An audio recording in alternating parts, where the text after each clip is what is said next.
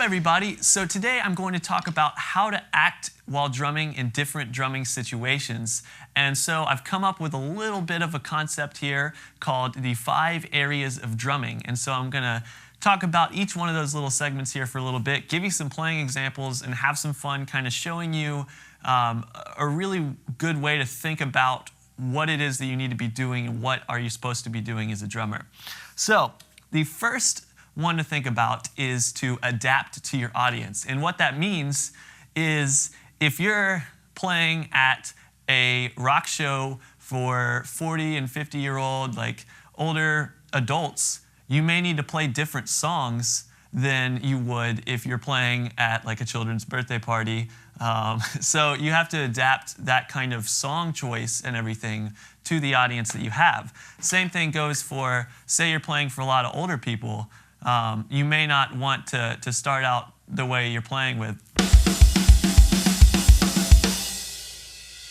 They might not react well to that. You know, they might not react well to very heavy, hard-hitting playing. And so at this point, you may want to scale it back a little bit and play something more with a little groove to it, like.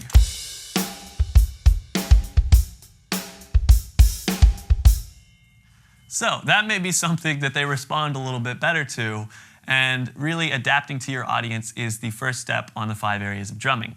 The second step is to recognize your role. Now this is a really, really, really important one because this is something that you have to take into consideration and will be the difference between you getting the gig and you not getting the gig. And if you do this during a gig, you may not ever get the gig again. And so recognizing your role means what is it that you're supposed to be doing as a drummer? Are you in the band to just keep time and be the backbone? Are you in the band to be a drummer who has a lot of fills in their playing, who shows off? Are you in the band as the spotlight? Are you what is supposed to be featured here? And so recognizing your role is important. The difference there is some bands cover tunes, some bands play like dance gigs and stuff. So this is the kind of stuff that you need to be doing when you play, and that's taking a very reserved, just the backbone, playing the beat.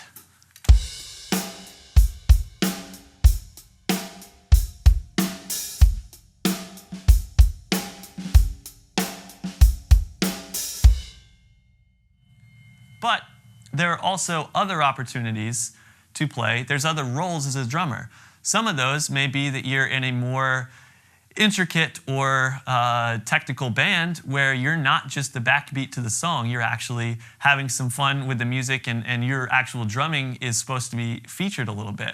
So maybe you're playing.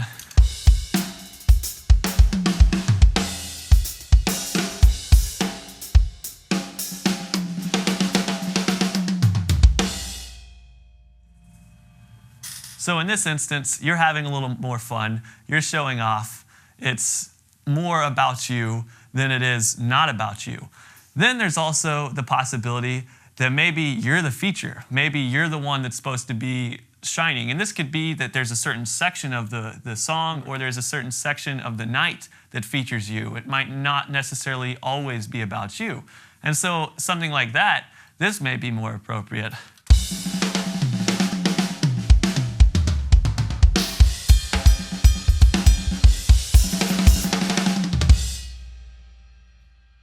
So that's step 2, to actually recognize your role as a drummer.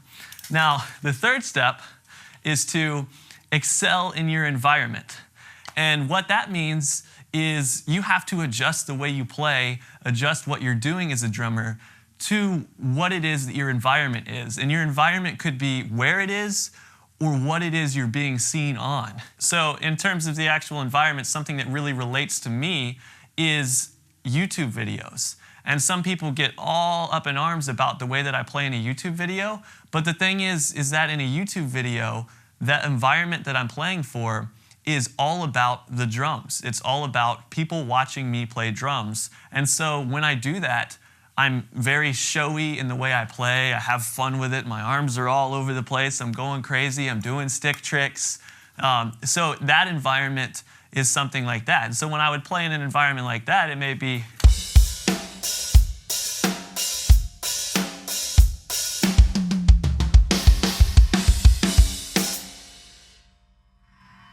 that's not necessarily the right way to approach every situation. And that's something that some people may not understand when watching my videos.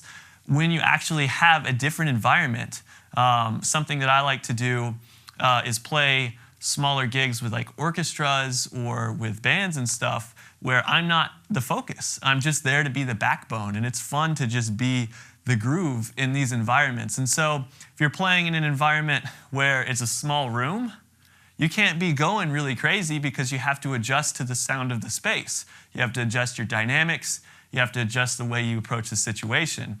Same thing goes, like there's a big difference between playing a wedding and playing an EDM concert. Try go playing a wedding gig. Even if you're playing like a song that makes sense at a wedding gig and you're playing it like this,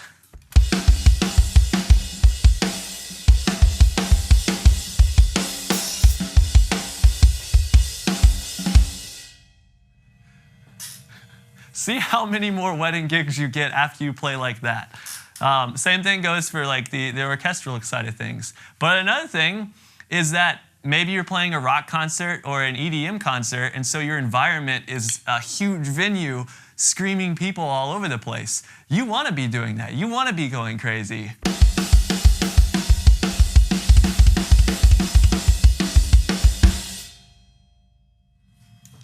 So that's really the important third step there, is to excel in your environment.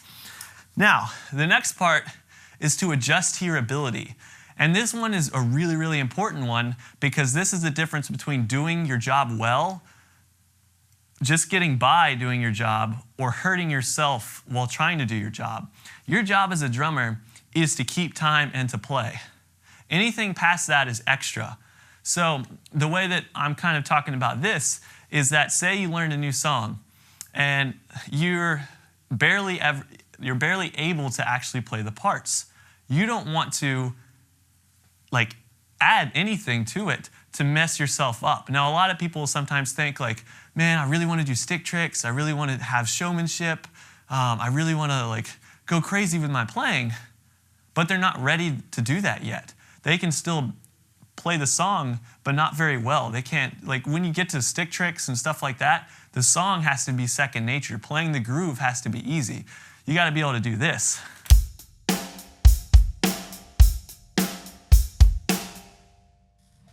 You got to be able to do that first. That has to be something that is second nature to you, that groove, whatever it is that you're trying to play, before you try and add in anything on top of that.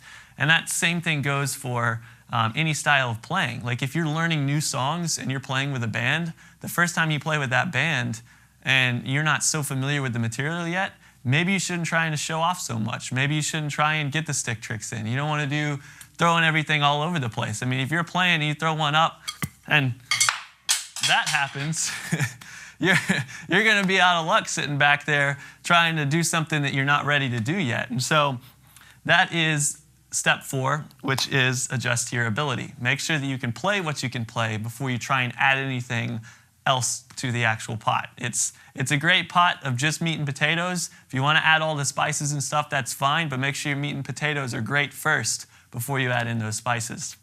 Now, the last section here is actually to solidify your sound. And what I mean by that, I probably need some more sticks now because I threw that other one up in the air and lost it. But what I mean by solidifying your sound is that you have to understand what it is that you're trying to do behind the kit. What kind of style are you trying to play? What kind of actual sound of the music are you trying to get? Whether that's big dynamics, whether that's softer, whether that's more chill, this is what you have to focus on last, because after you've got all that other stuff, you know what you're playing for, you know who you're playing for, you know why you're playing, and you know how to play. You want to make sure that you really just perfect the product and actually get that sound that you're looking for. There's a big difference between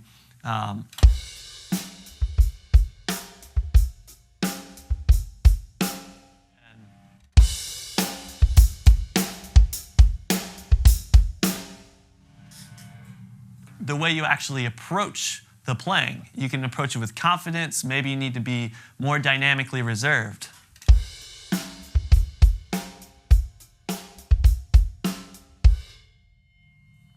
same level of confidence, but I was dynamically reserved that time. It also really varies depending on the style that you're playing. And so that is the last thing to consider there, is to solidify your sound. So thank you so much for watching. I hope that these 5 areas of drumming have helped you understand how to act in different drumming situations. This lesson here was actually filmed at Coop3r Studios, which is why it looks so awesome compared to my normal room at home. Coop3r, if you don't know about it, is actually an online lesson website which has a brand new lesson every single day for you guys. And they have all these really cool live events where different artists come in. Some of the coolest drummers on the planet have actually been at Coop3r and done live lessons here and done all sorts of other lessons as well. So if you're interested in that, there's a free 30-day trial right down in the description. You can click on that link. It'll take you to Coop3r. You can sign up for 30 days, which means you get 30 lessons free of charge this month, and you have access to drumless tracks and all sorts of other lessons and incredible content that they have on the Coop3r Edge program. So thank you so much for watching. Go check out Coop3r and have a great day.